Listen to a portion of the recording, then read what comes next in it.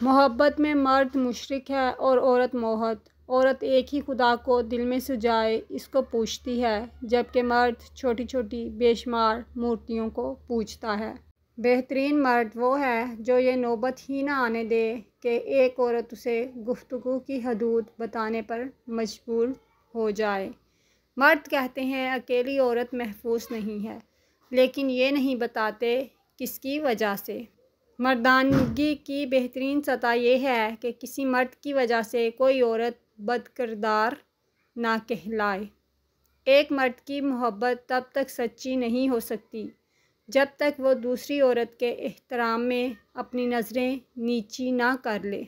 मर्दों का औरत को और औरतों का मर्दों को बुरा भला कहने का कोई फ़ायदा नहीं, क्योंकि औरत मर्द के होने से ही आबाद होती है और मर्द औरत के होने से ही मुकम्मल।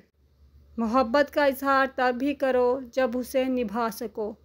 बाद में मजबूरियों का सहारा लेकर किसी को छोड़ देना वफ़ादारी नहीं होती।